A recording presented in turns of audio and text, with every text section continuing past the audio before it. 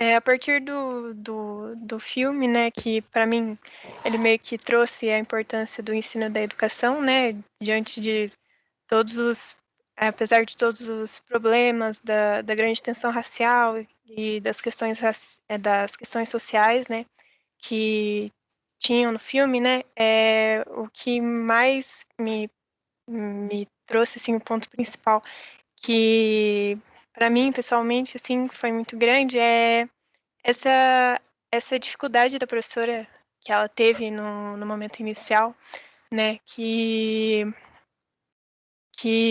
por conta de todas essas problemáticas, né, ela tentou realizar o processo educacional, social, né, mesmo com as grandes pressões e dificuldades, né. E isso para mim é um medo muito grande para mim, de chegar na sala de aula e não ter como não conseguir uma proximidade com os alunos, de não conseguir transferir o conhecimento e ver essa vivência dela, assim, e de e do das constantes tentativas dela de diálogos, do entendimento do contexto das realidades, envolvimento com com as vivências dos alunos e os trabalhos visando o coletivo, né? Todos esses métodos de adaptação que ela fez para aproximar eles e ver, né, essa reflexão das perspectivas foi muito importante, né? Porque isso é um medo muito grande que eu tenho. E também dá para se extrair do filme várias reflexões, né, sobre as esferas relacionadas entre as questões sociais e a educação, né? Dá para ter a consciência de que essas realidades abordadas, né, por mais que sejam de uma forma diferente, elas estão presentes em diversos lugares do mundo, né, inclusive aqui no Brasil, e que em muitos casos o social, né, também é ponto principal referente a problemáticas educacionais. E é mais isso, assim mesmo, né? É muito importante, né?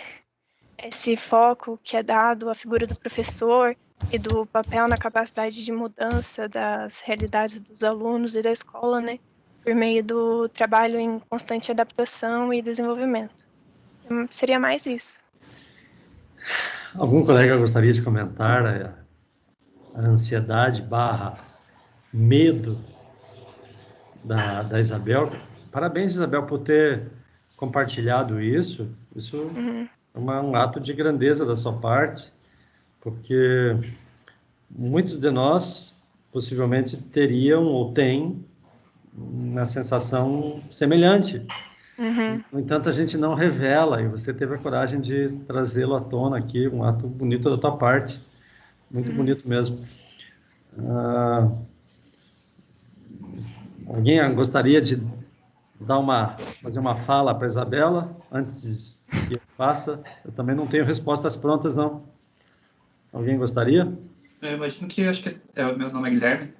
No caso, eu imagino que todo mundo tem um pouco disso, mas claro que algumas pessoas mais, outras menos, mas eu também tenho bastante dessa insegurança do futuro, ainda mais hoje em dia, né?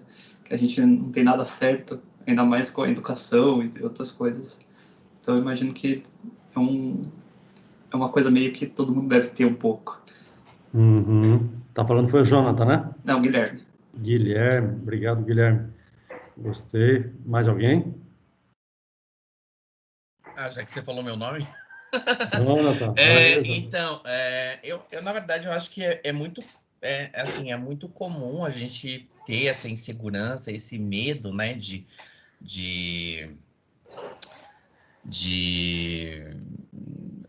da sala de aula em si. Eu acho que é bem comum, assim, porque a gente sempre ecoa, assim, pelo menos comigo, sabe, que tipo de professor que a gente quer ser e de que forma que a gente quer ser lembrado, sabe, pelos nossos alunos.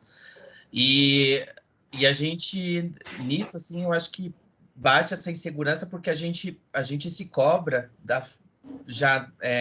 desde quando a gente está pensando no nosso plano de aula, né, como que a gente está, quando a gente está elaborando a aula, mas na forma como a gente vai passar isso para eles. Então, assim, esse nosso medo deles não gostarem do que a gente vai falar, da forma como a gente vai falar, né?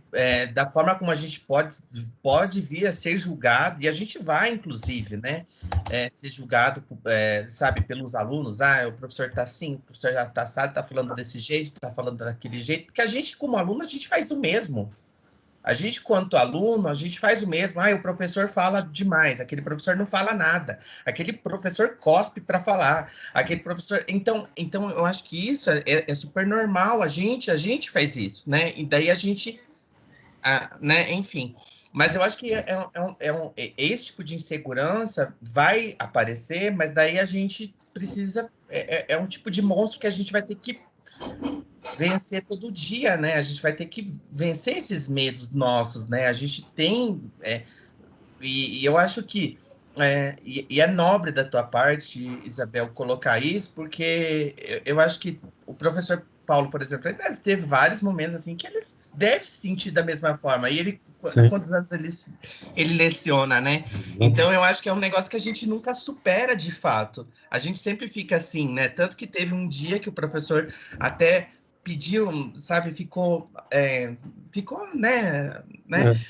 Então, eu acho que é normal isso. E assim, isso não te diminui, isso não... Na verdade, eu, por exemplo, vendo isso, me faz ter orgulho, assim, sabe? Porque isso demonstra humildade, e humildade coloca você de igual para igual com o aluno. Você não está acima dele, né?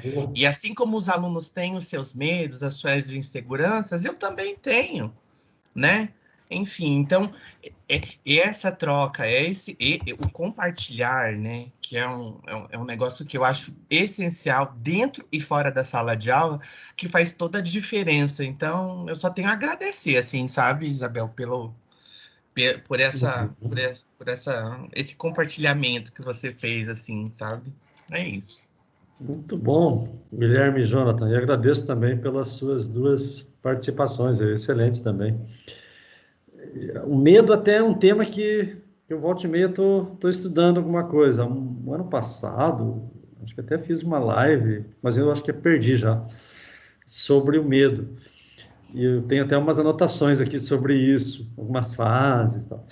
O que eu sempre oriento, de maneira muito genérica, para nós enfrentarmos qualquer tipo de medo, até já comentamos aqui em aula, hein? É a chamada aproximação sucessiva, outros teóricos chamam de dessensibilização, porque, pedagogizando, vamos passar para a pedagogia, que exemplo fora de sala de aula todo mundo dá, né? Vamos dar exemplo para dentro de sala de aula, que é o nosso objeto aqui.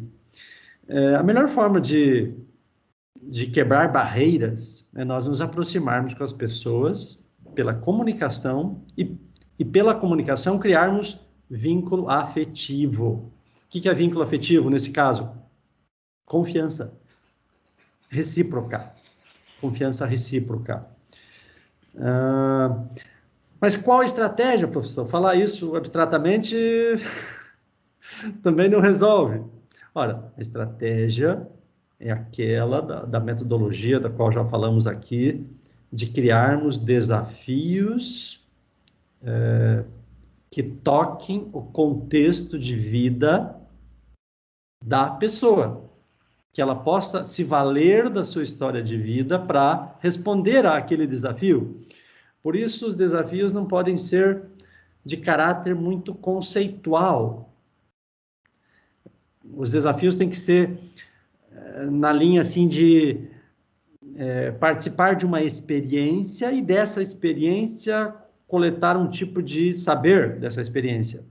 Vocês já devem ter lido nessa disciplina, não, mas está entre o rol das fontes teóricas, um texto do Jorge La Rosa, ou La Rosa, para falar mais corretamente o espanhol, Jorge La Rosa, um texto, o título é mais ou menos assim, sobre a experiência. Alguém de vocês já acha aí na internet e já posta para a gente aí. Jorge La Rosa, sobre a experiência. Ele diz que tudo é experiência. Enquanto há outros textos aí de outros teóricos que dizem que tudo é saber, né? É verdade, os dois estão certos. Porque de toda a experiência, ela vai ser interpretada, cada um interpreta de um jeito a experiência, e essa interpretação se converte num tipo de saber. Quando esse saber é mais desarticulado, fragmentado, ele vai se tornar um saber não científico, né? Agora, quando esse saber, depois da experiência, a pessoa vai para um estudo teórico, então ela vai conhecer mais profundamente aquele tema.